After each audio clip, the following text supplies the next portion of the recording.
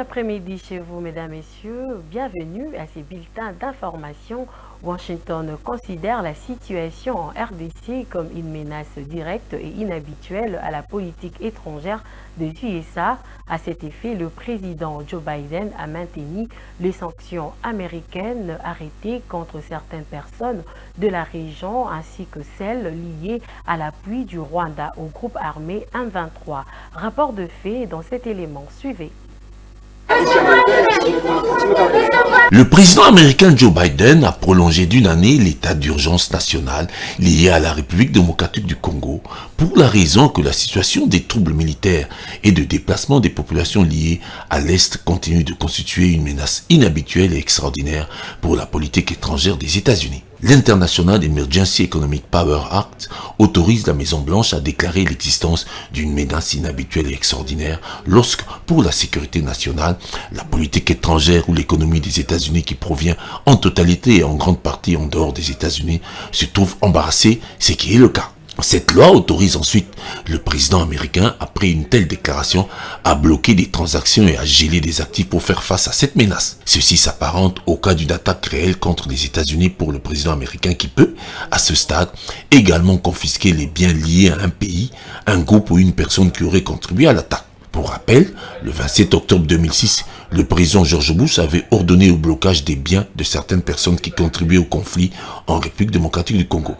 Il avait alors déclaré que la situation en RDC, marquée par des violences généralisées et des atrocités menaçant la stabilité régionale, constituait une menace inhabituelle et extraordinaire pour la politique étrangère des États-Unis. Plusieurs personnalités avaient été sanctionnées, notamment Laurent Nkunda, Ignace Mouriana Chaka, ainsi que des trafiquants étrangers. Jean-Pierre Bemba, Christophe Lutundola et Patrick Mouyaya ont rencontré les ambassadeurs européens et américains pour présenter de preuves d'une nouvelle incursion de l'armée rwandaise sur les territoires congolais ce mercredi 25 octobre 2023. Au cours de cette rencontre, des cartes et des images de drones ont été exposées par le vice-premier ministre en charge de la Défense, accompagné de ses collègues des Affaires étrangères et de la communication. Suivez.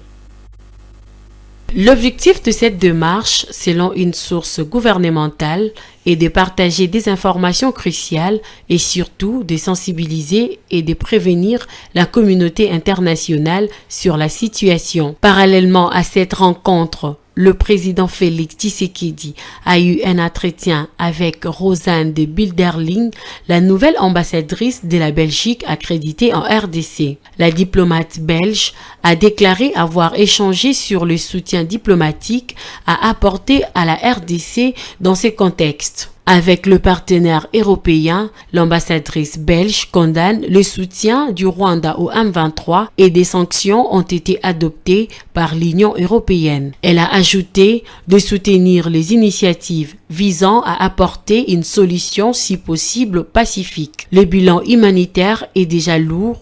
Les autorités en sont conscientes et essayent de privilégier l'approche diplomatique. Le même jour, le président Félix Tshisekedi a également reçu l'ambassadeur de l'Italie en RDC, Alberto Petrangeli, avec qui il a discuté de la situation sécuritaire dans le pays. La République démocratique du Congo a également saisi le mécanisme conjoint de vérification pour constater cette nouvelle agression. Pour sa part, la force régionale de la communauté d'Afrique de l'Est appelle au retour à l'accord de cessez-le-feu et à la cessation des hostilités entre les forces armées de la République démocratique du Congo, le FARDC en sigle, et le groupe armé M23. Plus d'inquiétude pour acheminer le kit électoraux dans le Congo profond et dans les zones difficiles. La CENI vient de doter de 28 bateaux de gros format pour assurer la mobilité de matériel et aussi de ses agents. Et comment utiliser ces bateaux? Une session de formation vient d'être organisée à l'attention du personnel navigant de la CENI, formation lancée par le président de la CENI, Denis Kadima. Commentaire de Laetitia Moulalou.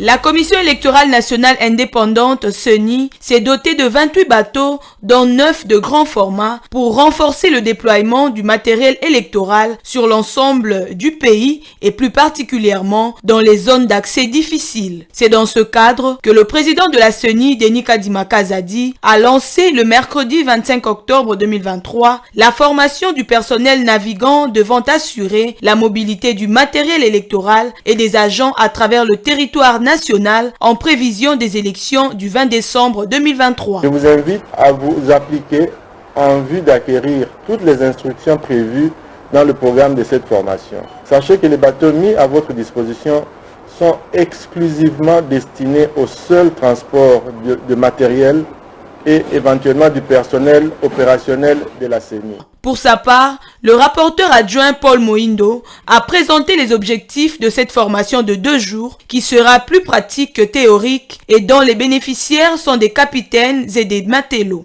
Par ailleurs, le questeur adjoint a relevé que la Commission électorale nationale indépendante devra acheminer le matériel pour approvisionner près de 7549 centres de locaux de compilation des résultats dans le respect de prescrits du calendrier électoral. Auparavant, le secrétaire exécutif national a clairement noté que, depuis quelques mois, la CENI a lancé de grandes manœuvres logistiques pour le déploiement de différents matériels. C'est dans ce cadre qu'elle possède dans son patrimoine du matériel roulant et flottant qui lui facilite l'opération de distribution du matériel électoral vers ses 179 antennes. Cette cérémonie du lancement a été marquée par une randonnée fluviale au cours de laquelle les membres de la Commission électorale nationale indépendante ont pris la mesure des aptitudes de ces bateaux en naviguant sur le fleuve Congo.